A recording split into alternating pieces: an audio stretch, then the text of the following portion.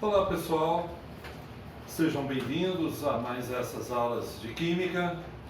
É um prazer tê-los novamente, espero que todos estejam com saúde.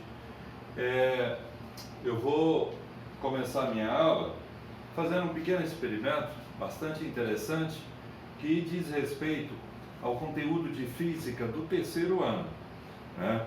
Então é a respeito que o terceiro ano, na Física do terceiro ano, o estudo é sobre eletricidade. E lá na eletricidade tem os processos de eletrização que são três: por atrito, por contato e por indução. Então, aqui você pode fazer com o canudinho de refrigerante, papel higiênico ou uma lã, uma seda, mas eu vou fazer, esfregando esse canudinho na minha camisa.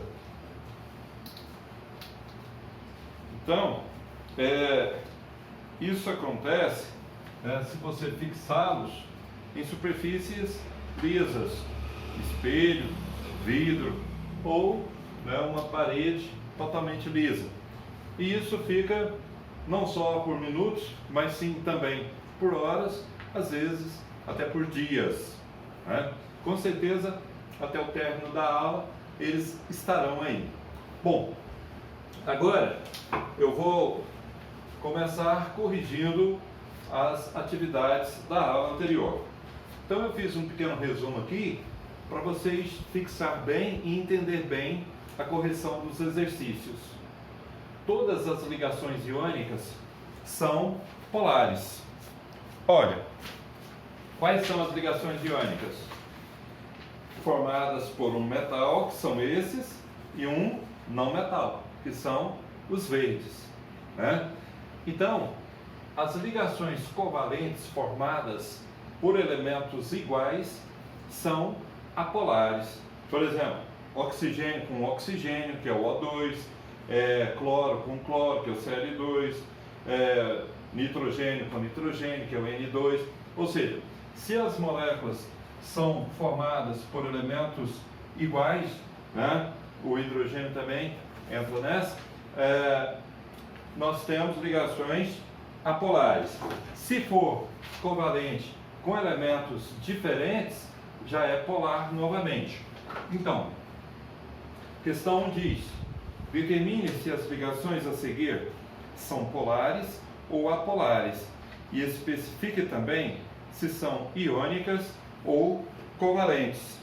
Olha, então o H2 com o H2, né, é considerado uma ligação covalente, porque ele não faz parte do metal, tanto é que ele não está com a mesma cor de um metal, ele é um grupo diferente.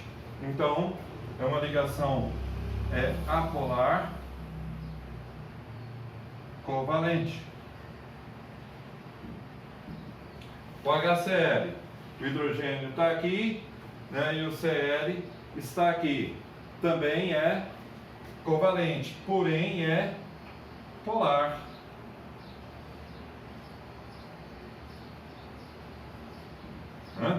Cl2, é o que eu disse. Se ele é formado com elementos não metal, né, que é uma ligação covalente, sendo iguais, aí ele é apolar.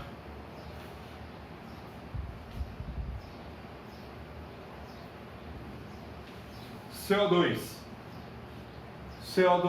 também, né, o carbono está aqui, o oxigênio está aqui, ambos são não metais, forma-se ligação covalente. Então, por ser elementos diferentes, é polar.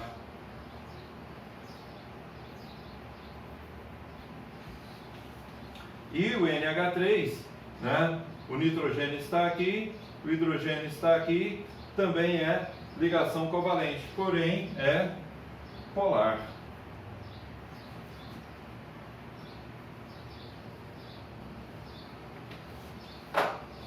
Questão 2 diz o seguinte: NH3, H2O e CH4 são respectivamente moléculas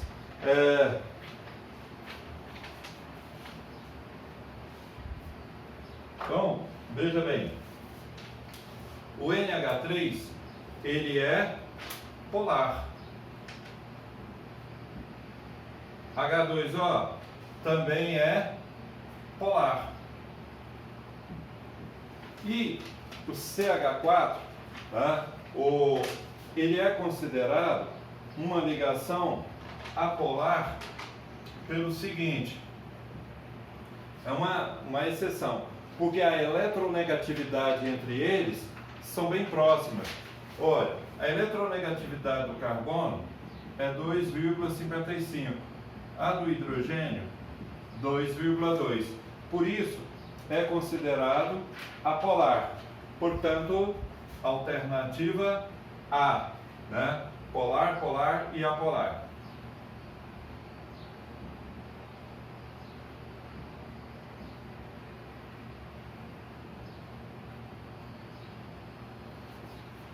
Espero que vocês estejam entendendo. O meu apagador não apaga, apago com um paninho.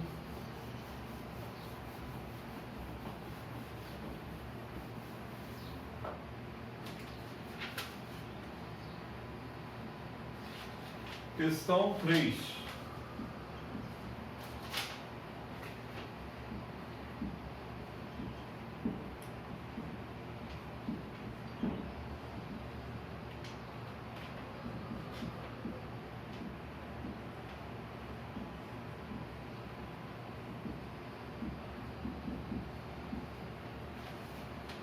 Olha, então, o que acontece? Aqui eu tenho uma ligação covalente apolar, não é isso?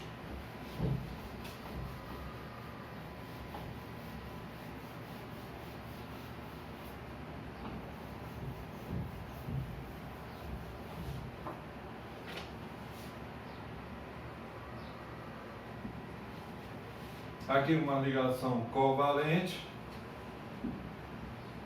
polar. Aqui é uma ligação iônica. Por quê? Porque o magnésio, ele está aqui, ó, e o cloro está aqui. Então, um metal e um não metal. Então, é uma ligação iônica. E aí ela é polar. Aqui, né, H2O é uma ligação covalente e é polar. Aí o que ele diz? É correto afirmar que a ligação química entre átomos é exclusivamente do tipo covalente polar nos compostos? Então, no caso, será no composto 2, né? Isso aqui não é covalente, é iônica, é polar, mas não é covalente, é iônica.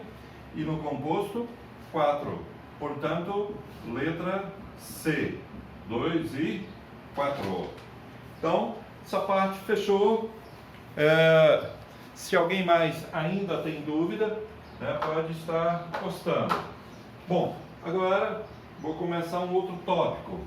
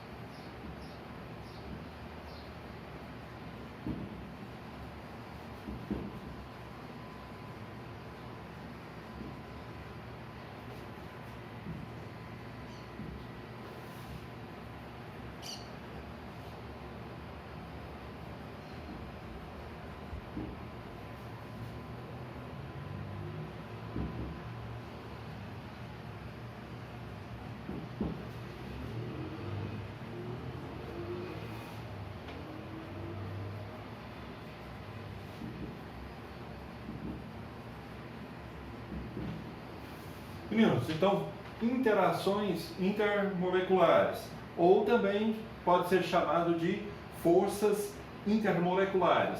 São as forças exercidas para manter unidas duas ou mais moléculas. As forças intermoleculares provocam estados físicos diferentes nos compostos químicos. Então, na mudança de estado físico da matéria, está aí atuando as forças intermoleculares. Então, nós temos 3 tipos de forças intermoleculares. Então, vejamos quais são eles.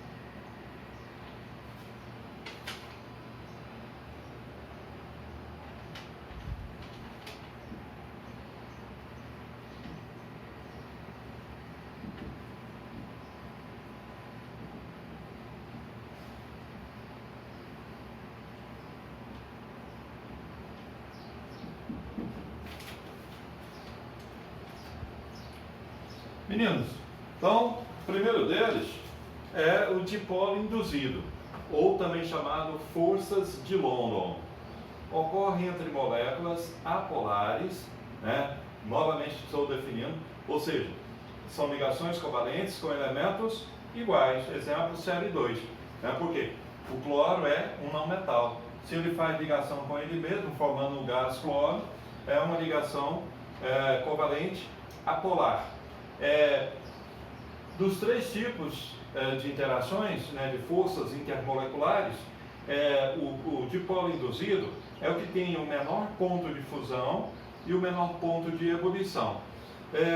Uma explicação para essas forças de London é o fato da lagartixa poder andar nas paredes. Talvez vocês não saibam, mas um fato novo é que a lagartixa, ela não se chamava lagartixa, ela se chamava tixa. E um dia, o menino foi pular o muro para roubar caju do vizinho, e na hora que ele pôs a mão lá no muro, a tixa veio e mordeu o dedo dele. Aí ele falava assim, larga tixa, e a tixa não largava, larga tixa, e a tixa não largava. Aí a partir desse dia ele viu que largatixa era um nome muito mais elegante do que tixa. Daquele dia para cá, a tixa passou a ser chamada de lagartixa.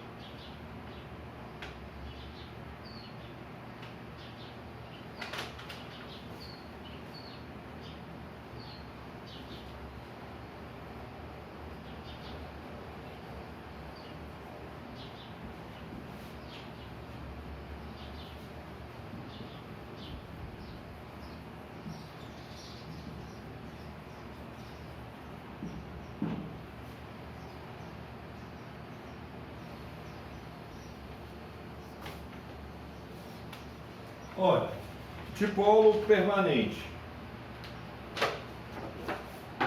ele ocorre entre moléculas polares, com polos diferentes, né? Ou seja, repetindo, a eletronegatividade ela cresce da esquerda para a direita e de baixo para cima, né? Sem contar os gases nobres.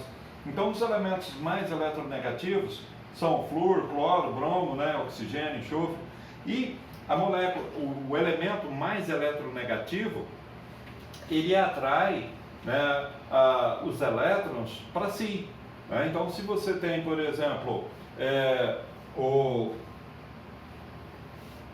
vamos supor aí, o H, vamos outro,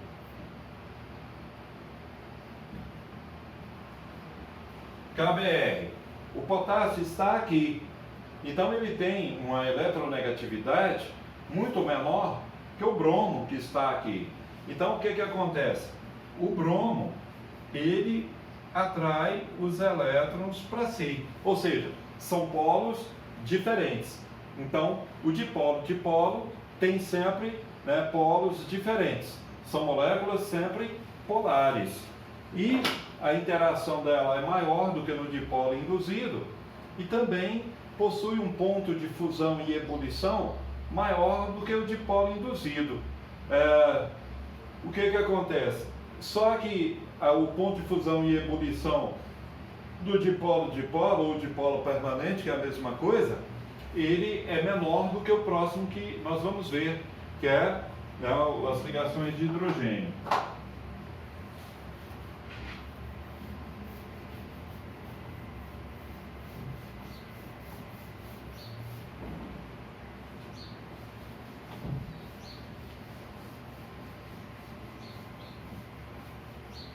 Então, de antemão, quando nos exercícios perguntar algo a respeito dessa questão de ponto de fusão e de ebulição, você tem que ver isso. Se a molécula, que tipo de molécula que ela é. Porque se ela for dipolo induzido, é o menor ponto de fusão que tem, o menor ponto de ebulição. Se for o dipolo permanente ou dipolo-dipolo, é o segundo maior, né? E o maior de todos são as ligações, né, de hidrogênio.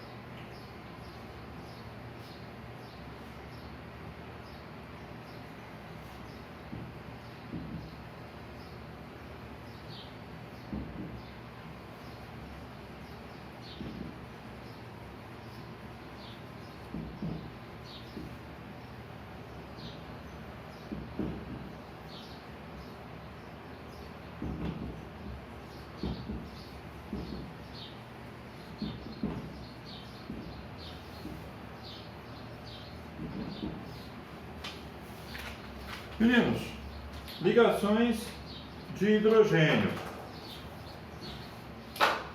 Como que é? Ocorre entre moléculas polares, né, com elementos diferentes, contendo hidrogênio, claro. Se em ligações de hidrogênio, é obrigado o hidrogênio a participar dela. E ele é sempre ligado ao FON. O que é isso? Flúor, oxigênio, nitrogênio. Então, para que seja ligação de hidrogênio, isso é obrigatório. O hidrogênio tem que estar ligado ao oxigênio, ou ao flúor, ou ao nitrogênio. Caso contrário, não faz parte das ligações de hidrogênio, né? Já existe dipolo nas moléculas, a interação de alta intensidade possui o maior ponto de fusão e de ebulição. Então, se vista algumas moléculas, para você saber qual que tem o maior ponto de fusão, o maior ponto de ebulição, eu estou falando sempre isso, tem gente capaz que não lembra mais o que é isso. O que é ponto de fusão? É a passagem do estado sólido para o líquido. Exemplo, gelo virando água. O que é ponto de ebulição? É a passagem do líquido para gasoso. Exemplo, né, quando você põe a água para ferver, o momento em que começa a soltar bolhas na superfície é o momento que a água está entrando em ebulição, passando do estado líquido para o gasoso, né, o vapor. Então, de todos os três tipos, o de maior ponto de fusão e ebulição é justamente as ligações de hidrogênio, né? O dipolo induzido é o menor de todos e o dipolo-dipolo fica intermediário, né, entre eles. Então, meninos, É isso aí, eu espero que vocês tenham entendido. E como de costume, para fechar, mensagem. O título é A Fé e a Esperança. Por maior que seja a dificuldade pela qual esteja passando, não desanime. Confie, mantendo a fé e a esperança. Não se esqueça de que Deus não dá uma cruz mais pesada do que aquela que podemos carregar. Ele dá a lição e as provas conforme o nível de entendimento e evolução do espírito. Nesta escola chamada Terra, há alunos em diversos graus, alguns mais adiantados, outros mais atrasados. Mas o mais importante é que todos estão aprendendo de um jeito ou de outro. Busquemos compreender as nossas limitações e as dos outros sem jamais perder a fé e a esperança. A fé e a esperança são as vitaminas essenciais para mantermos a nossa saúde física, emocional e espiritual. Lembremos-nos de que Jesus está no leme deste barco da vida, nos guiando e nos amparando em todos os instantes. Meninos, então, cada dia mais a gente tem que confiar mais nesse Deus maravilhoso, nesse Jesus maravilhoso, e fazer a vontade dele. E com certeza, quem vai lucrar com isso somos nós mesmos. Então, tudo de bom para vocês. Até a próxima aula. Tchau!